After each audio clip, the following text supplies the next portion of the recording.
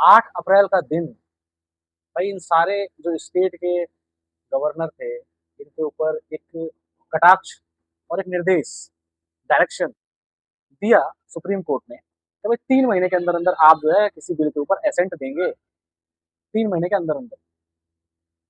क्यों ऐसा किया?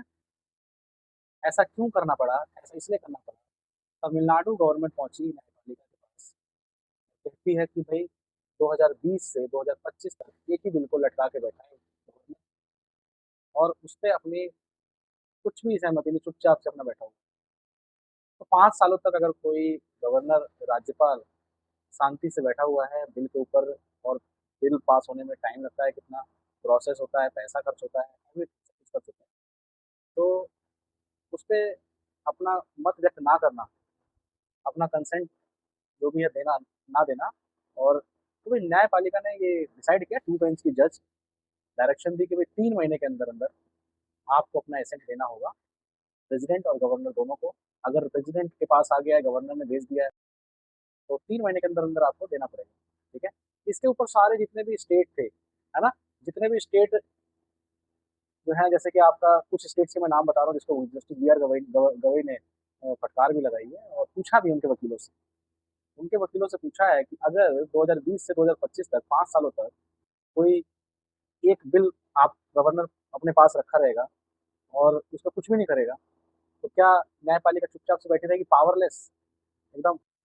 तो हरीश साल्वे कहते हैं कि ये जो सारा जो गवर्नर के पास जो पावर है एक्सरसाइज करने का under article 200 of Indian constitution, bill के ऊपर सहमति देना ना देना जो भी है ना?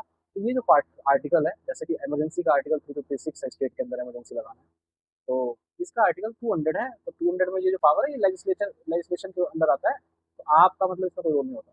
तो सुप्रीम कोर्ट के चीफ जस्टिस ने कहा, सुप्रीम कोर्ट के चीफ जस्टिस ने कहा कि भैया ऐसा है, याद दिलाया उनको एसआर बोमई केस, जिसके अंदर सुप्रीम कोर्ट ने ये कहा कि 1994 का केस याद करो, एसआर बोमई का केस, जिसमें जिसमें सुप्रीम कोर्ट ने ये कहा कि अगर आप किसी स्टेट में राष्ट्रपति शासन लगाते हैं, तो सुप्रीम कोर्ट चेक करेगा कि आपकी वो मंशा क्या थी, कहीं वो मंशा ऐसी तो नहीं थी, गलत तो नहीं थी, इंटेंशन मैलिफाइड तो नहीं था, है ना? इंटेंशन मैलिफाइड तो नहीं था। तो जब ये चेक कर सकती है सुप्रीम कोर्ट, तो ये क्यों नहीं चेक कर सकती कि आप बिल पे परमिशन क्यों नहीं दे रहे हैं 5 सालों तक, 6 सालों तक, 7 सालों तक, ऐसे तो बैठे रहोगे आप। तो जब ये चेक करने की परमिशन है, एक्सरसाइज डिस्क्रिप्शन जो आपके पास है स्टेट इमरजेंसी लगाने की, है ना? तो अगर ये सुप्रीम कोर्ट चेक कर सकती है कि whether your intention is mala fide और not, then why the power exercised by you can not be checked in the court by supreme court of India. The power you have exercised under article 200 can not be checked, how it is possible? We cannot sit powerless. You are not providing your assent till 5 years. How can you imagine that we can sit powerless?